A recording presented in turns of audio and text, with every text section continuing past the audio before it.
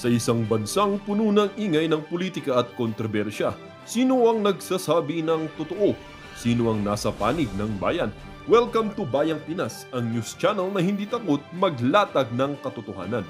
Dito, pinag-uusapan natin ang mga isyong may kinalaman sa kinabukasan mo, politika, pamahalaan at ang tunay na kalagayan ng ating bansa. Hindi kami bayad, hindi kami bulag. Sa Bayang Pinas, ang boses ng mamamayan ang tunay na headline. Kaya kung sawang-sawa ka na sa mga baluktot na impormasyon at scripted na kwento, dito ka na. Dito sa Bayang Pinas, tayo ang bantay at boses ng bayan. Kung gusto mong manatiling mulat at informed, don't forget to like, share, and most importantly, subscribe dahil sa panahon ngayon, ang kaalaman ay kapangyarihan. Ito ang Bayang Pinas, balitang totoo, pusong makabayan para sa sambayanang Pilipino. Tara na't alamin ang tunay na balita.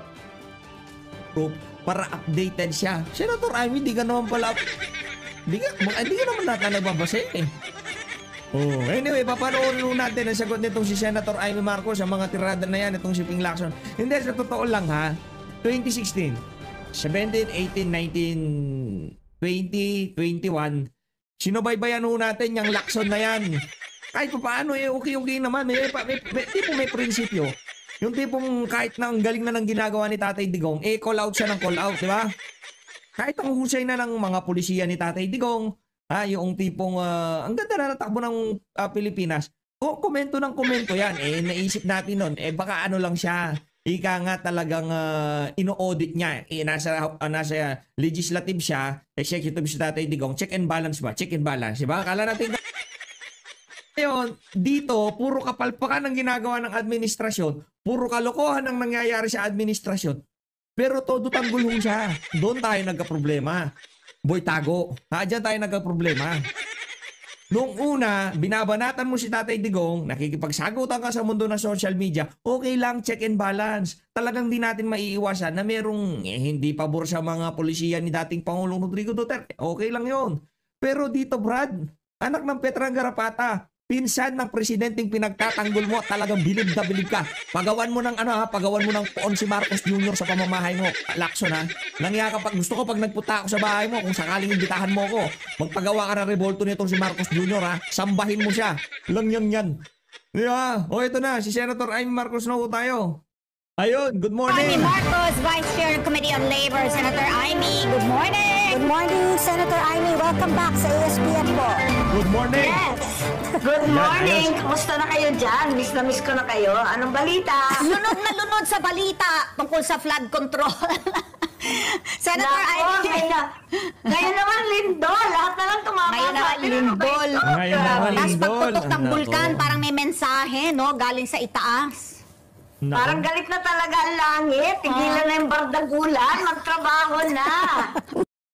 Sabihin mo yan sa iyong kapatid na bangag. By the way, mamaya papanoorin natin to ha. Itong si Governor Pambare 4, pangisi-ngisi lang siya dyan. Sabi siguro, anak ng toka, bangag tong nagsasalita na to, huwag niyong paniwalaan. Ayan si si Pambare 4, yun yung nasa likod siya nito. Di ba, by the way yung mga kababayan ho natin dyan, yung mga naapektuhan ng napakalakas na lindol dyan sa Cebu, mag-ingat ho kayo ha. Yung mga nasawi, taos-puso kaming nakikiramay sa mga naulila, sa mga nawalan ng anak.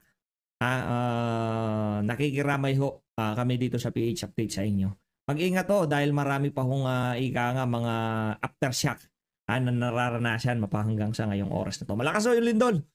Itong mama na to, nag-iipal dyan, akala mo talagang bidang-bida siya, nagpapabibo, nagpapapogi, talagang akala mo siya talagang bida, di ba? Pero ngayon pa lang siya nagpunta, akala mo sino superhero dumating, umuwi ka na sa Maynila, wala kang gagawin dyan, storbo ka lang dyan, isa ka pa sa mga binabantayan ng tao dyan, uwi ka na sa Malacanang, wala ka namang walang pulburon dyan, Brad.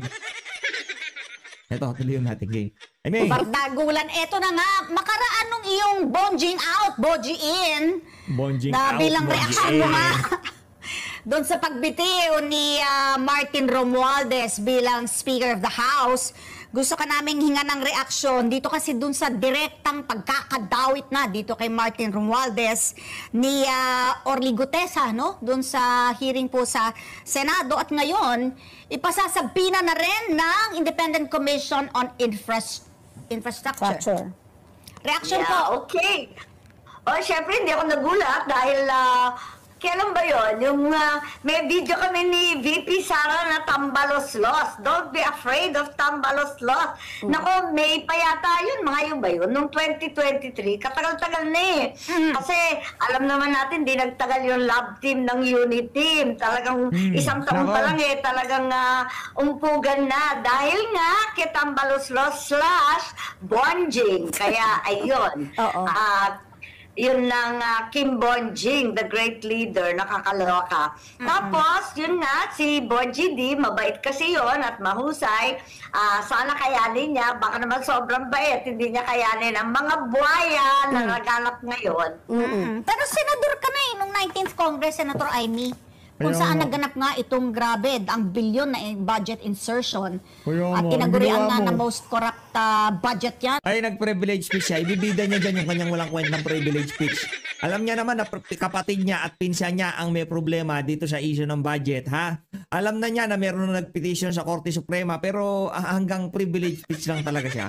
Okay lang, ma'am, kung pinsan mo presidente, hindi ka namin sisingilin ng ganito. Kaso kapatid mo presidente. Ikaw ang primary author ng isa sa mga primary author ng unit team na yan, tapos ngayon nagkakahendot-hendot, puro parinig lang ginagawa mo. Lang yakang mangga ka. Huwag niyo na akong iboto niya si Amy Marcos, ha. Nakachamba na naman to eh. Nadaan sa laylayan, di ba? Pang 12 siya eh, di ba? Sa susunod, sana huwag na manalo tong alin na to. Real talk, ayaw nating manalo yan si Marco. Sige, papilihan ko kayo mga kababayan. Ito, mabili siyang survey lang to. Jamie Bondoc, Vic Rodriguez, sino pa ba yung natin? Pastor Kibuloy? Okay, sige, ganito na lang. Okay. Pastor Kibuloy o itong si Amy Marcos, i-comment nyo ho dyan sa baba. Ako kasi alam ko Alam ko yung pipiliin ng ating mga kababayan dito all the way. Pastor Apollo Kibuloy. Imagine niyo mga kababayan, nasa Senado ngayon itong si Pastor Apollo Kibuloy at itong si Senator, itong si Attorney Vic Rodriguez. Talagang balagbagang blues yan mga kababayan. Naano lang kumbaga naano lang talaga, nadaya lang, pero panalo ho yung mga kandidato natin na yan. Sa kasaysayan ng Pilipinas, what do you know? Na ito, yung... Yes, kung maalala nyo, yung 2024, nagwawala na ako tungkol sa budget. Pagkatapos ng 2025, nung December last year, hindi ako pumirma kasi parang, sabi ko, tigilan na ito, puro naman photo op lang kami sa BICAM. Tapos nagugulat na lang kung anong lalabas yan sa BICAM. Hindi tama ang proseso yan. Kaya hindi ako pumirma, hindi ako umattend ng BICAM. Sabi ko, kalokohan to. Pipicture lang kami, pipirma kami, tapos papaltan ninyo lahat.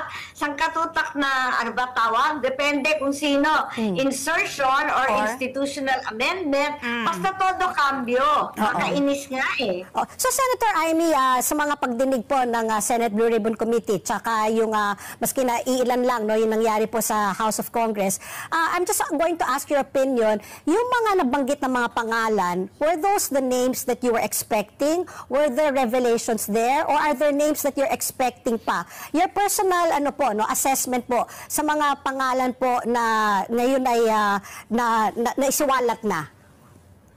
Ang dami-dami dapat na pangalan kasi talaga nagkakagulatan. Hindi lang naman nagtatapos kay Saldi ko yan, sangkatutak pa ang damay-damay dyan. Hindi ko maintindihan ngayon, nagkakaturoan, biglang yung mga senador na. Kaya nakakagulat. Ang dapat talaga dito, talagang buwagin ang buong sistema. Ang ating mga congressman, kung sino ba dyan, ang mga bumibira ng budget, alam naman natin yan, yung mga senador, kung dawit ba talaga. Pero itong nangyayari na nagkakaturoan, taguan, tapos ramdam namin na hanggang saldi ko lang Parang pinagpapawalan na aakyat pa sa dapat akyatin. Yun nga ang problema, hindi ko maintindihan yung Blue Ribbon ngayon kung tutuloy pa. Dahil yung balita, itutuloy pa, patawag daw si Martin saka si Saldi. Na parehong palagay ko, wala na dito sa ating bansa. Pero... Malaking balita ho yan, ha? Wala na daw sa ating bansa. Palagay nitong si Mangga, wala na sa ating bansa itong si Martin Romualdez. Romualdez pa, sorry. Kala ko Romualdez eh. Martin Romualdez pa.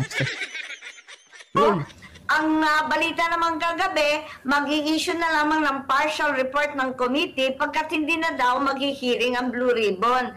Hilo na nga kami. Hilong-hilo na po kami kahit kay Senator Ping Lacson dahil sabi niya, kasalanan daw ng mga senador. Naku po, ano ba ito? Turuan na ng turuan. Samantalang lahat daw insertion. Trabaho naman namin yun. Pag pinasok ng presidente yung budget, isa-isahin namin yun. Siyempre, may mga amendment dyan, papalitan. Maraming request yung mga department. Laging kulang ang mga LGU. Maraming humihingi ng tulong. Di siyempre, hanggat kaya, papalitan o kaya pakikiusapan. Ganon talaga yun. Pero hindi lahat insertion yun. Ang sama ng dating. Okay. So you're not... Ay, tingnan mo yung picture. Absent ako. Ayaw ko talaga pumunta eh. Pikon na ako. Nagdiskurso pa nga. Nag-privilege speech ako eh. Tamad na tamad ako mag-privilege speech. Napilitan akong tumayo. So hindi po kayo nagulat po sa mga binanggit po ng mga pangalan. Kasi sa mga Senado po, nabanggit na po yung pangalan ni former Senator Bong Revilla, si Senator Jinggoy, si former Senator Nancy Binay. Tapos sa Kongreso nga, umabot na po sa pangalan po ni Martin Romualdez. Pero si Zaldi pa lang at saka si Martin. You don't expect more names po, lalo na in Congress or sa Senado na mailalabas? Sana talagang ilabas lahat dahil alam naman natin yung mga big shot dyan sa Congress, yung mga deputy speaker, marami sa kanila talagang contractor. Hindi naman contractor ang... Sino yan? Contractor, yang si Zaldi ko. Yang pamilya nitong si pangalan ito, si Don Gonzales, di ba? Umamin yung anak niya eh, mga contractor daw. Contractor naman talaga pamilya niyan eh. Di ba? Sino pa? Si Rog Gutierrez. Bakit puro senador ang binibira nila? Ang dami mga pangalan. Talagang kilalang mga contractor dyan sa House of Representatives. Ito talaga si Lacson, pangalanan mo yung 60 congressman na sinasabi mong mga contractor. Tapos ang usapan. Ang ating mga senador, sina Bong Revilla, chairman kasi siya ng infrastructure ng public works. Sina Jinggoy, nasa defense naman yan at sa kung saan-saan. Abay, hindi ko sila pinagtatanggol. Kaya lang, bakit parang pinipili lang yung mga tinuturo samantalang yung malalaki na kontratista talaga, na in your face, na direkta, bakit hindi sila yung ulahin? Alam naman natin dyan sa Kongreso, ang dami-daming big time na contractor talaga.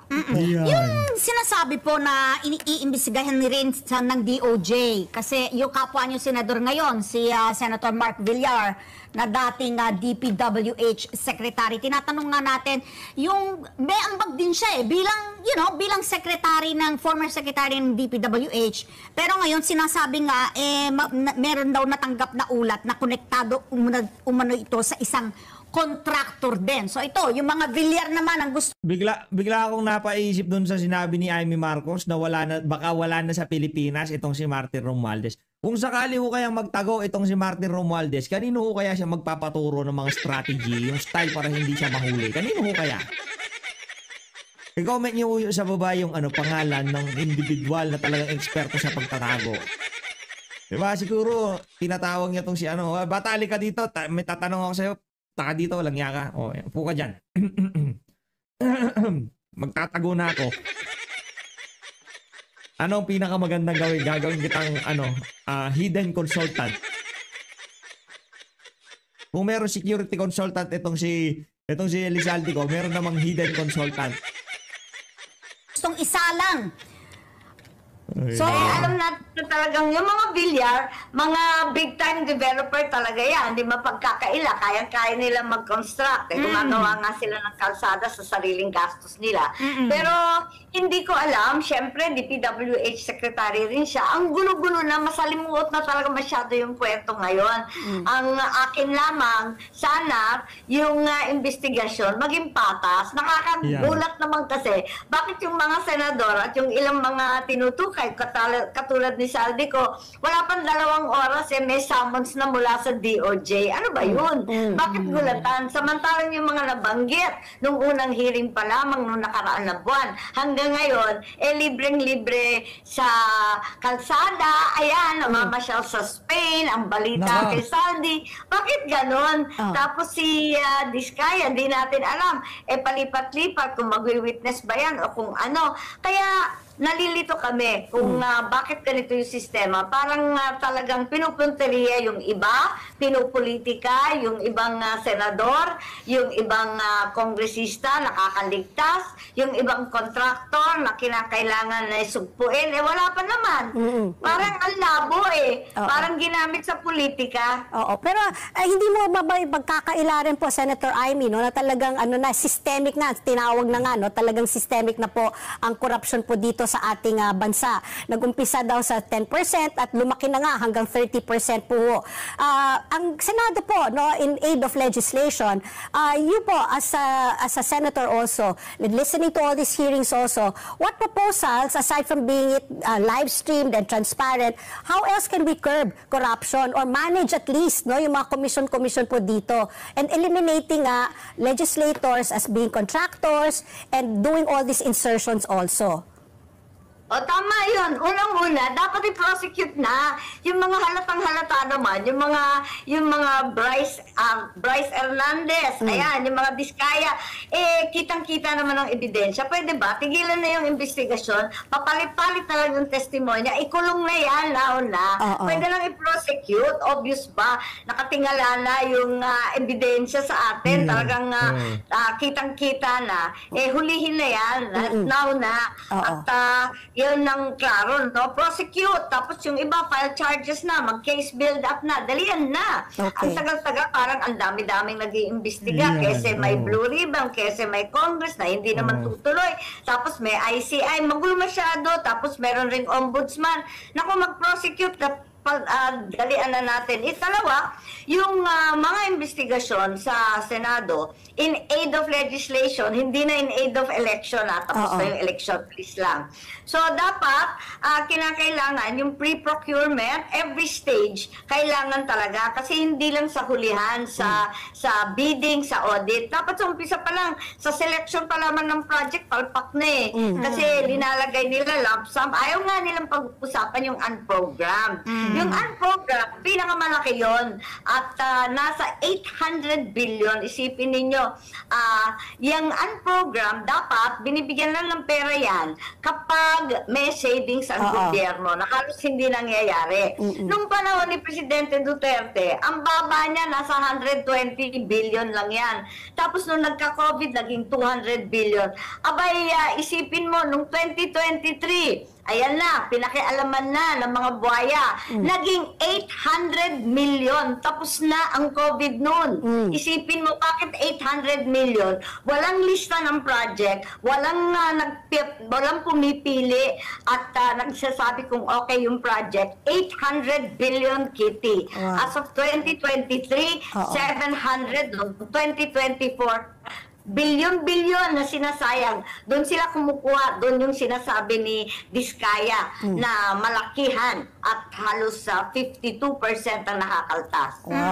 Speaking of the Diskayas, dyan daw sa Ilocos Norte, in fact, si Manong Chavit Singson, bistigahan daw yung mga flood control projects sa Ilocos Norte.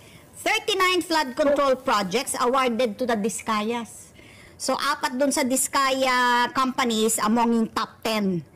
So, from 2022 to 2025, 10 bilyong piso worth of flood control projects. So, kayo, anong nalalaman nyo? Senator Amy, pati sa Ilocos Norte.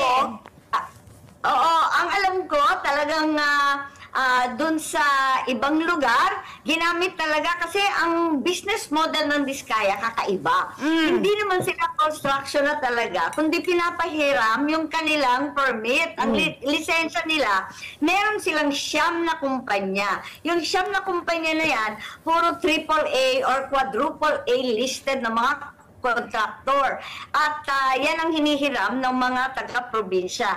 Ngayon, yung bilyon-bilyon sa Ilocos Norte, ang alam ko lang yung sa 2nd District, dahil yun yung distrito ko dati, yun yung Marcos District, talagang nagkaroon ng diskaya, nagwala nga ako doon, yung pala, pinarking, na yung mga mahiwagang pinarking. Hindi namin kaalam-alam itong mga flood control project, biglang linagay doon yung pera, at iba na yung contractor na hindi naman taga-amin, kundi hiniram daw sa Diskaya. Doon naman sa 1st District, hindi ko alam kung ano ang nangyayari dahil si Congressman Sandro ang namamahala doon at ang kausap niya lagi si Bonjing, alam mo naman, ayaw pagsumbong sa akin at talagang linilihim din. Yun ayaw magsumbong sa akin, yung tipong ganon. Madam, yung pamangkin mong bano, tigilan mo na yung kakapromuta, tigilan mo na. Wala na, kung ikaw mananalo ka pa, tapos na termino mo. Wala na, tapos na yung ano mo. Tapos ka na rin sa politika. Ngayon yan si Sandro, hindi naman nanalo yan, okay? Wag mo nang ika nga papogiin, pabanguhin sa mundo ng social media sa ating mga kababayan. Wag mo nang pabanguhin yung iyong pamangkin na bangag din, di ba? Wag mo nang gawin yan, Senator Amy. Nila ang mga pangyayari doon. Oo. Senator Amy, no, nabalita rin. Ang gulo nga kasi ang gulo nga kasi biglang darating yung pera, ang tawag parking. Yeah. Pag tinimbre sa'yo, pag hindi tinimbre sa'yo, may tawag po yung mga sagasa. Ano ba yun? Oo. So, Senator Amy, may balita rin po, no, nagkaroon po ng contribution, mga kontratista sa pagtakbo ng inyong kapatid, ngayon po ay presidente, at kay Sara Duterte. What are your thoughts po on this? Are you aware yung mga ganitong contribution po mula sa mga contractor po na nagbibigay sa ating mga mambabatas? Well, may naririnig akong ganyan at ang problema kasi, may loophole ang batas natin. Ang sinasabi, kapag yung donor in their individual capacity, mag-donate, kaibigan mo, or kamag-anak ninyo, or kung anong associate o barkada mo, pwede talaga in their individual personal capacity. Pero kung minsan, pati sila, pati kami, hindi alam kung anong ginagawa ng korporasyon nila. Kahit magtanong ka ng magtanong, minsan sinasama sila ng kamag-anak sa isang kumpanya, and so on. Yun ang problema, kasi talagang pag yung nangungontrata, bawal talaga yun. Pero in the individual name of a person, pwede. Kaya nga pangit tignan Kaya nga sabi ko, paano ba natin tutuklasin to? Kasi mismo yung tao, kung minsan, hindi alam. Ayun ang problema. Okay, actually, sagot sa atin ni Comelec Pero ang George sagwa talaga yan. tignan. Hindi dapat talaga, kung nakikinabang ka sa gobyerno, talagang dapat hindi ka nagdo-donate sa politika kasi very influence peddling ang dating. Correct. Lalo na kasi, talaga makikita mo yung paglobo ng dami ng kontrata ng mga donor. Biglang all of a sudden, biglang dumami yung mga napanalunang kontrata after donating. Yun ang malinaw doon. Hindi lang kontrata yan, Yung iba naman na-appoint, di ba? Napapansin ninyo yung malalaking donor, biglang na-appoint, yung juiciest position sa gobyerno, babagsak sa kanila pagkatapos ng eleksyon. Hindi magandang sistema to. Talagang masagwa kahit sabihin pa nilang may loophole. Okay, Senator Amy, pag-usapan natin yung Senate Resolution 144, no? Na ipinasa po ng Senado kahapon sa botong 15-3-2. So, marami 15 ang bumoto pabor dito sa Senate Resolution. Kulang pa nga yun Kulang pa nga yung 15-2. Dapat yun naging 19. O kasi dahil wala si Cheese, wala si Pia, wala si Camille, anak. Pagkatapos si Rafi Tulfo, akala walang medical report. Ayun, dapat naging 19 pa yun Dapat 19 pa pala yan. So ano ang impact nito? Ito, para lang dun sa mga late dumating, ano yan, resolution po ng Senado urging the ICC na payagan na isailalim sa house arrest itong si Pangulong Duterte. After nga yung binabanggit ni Senator Amy na he's going to be, parang, di ba, parang may medical report na deteriorating nga yung kanyang kondisyon in detention. So itong tanong ko, ano yung impact niyang Senate resolution na yan, considering nga na nag-cross ng party lines, di ba? Yung majority bumoto in favor. Number 1, di ba? Number 2, ang paninindigan, walang jurisdiction ang ICC. Ngayon, humihiling sa ICC. So parang effectively, hindi ba yan, you are already acknowledging na may jurisdiction ng ICC in passing this Senate resolution? Senator Amy? Wala namang sinasabi tungkol sa jurisdiction, wala rin sinasabi na sila ang susundan. Pero ang amin lamang, kahit moral or humanitarian lamang ang impact, kasi talaga naman walang legally binding dyan sa resolution. Sense of the Senate lang naman. Ang pakiramdam lang namin, ang pakiwari namin, na karapat dapat iuwi na lamang siya at i-house arrest.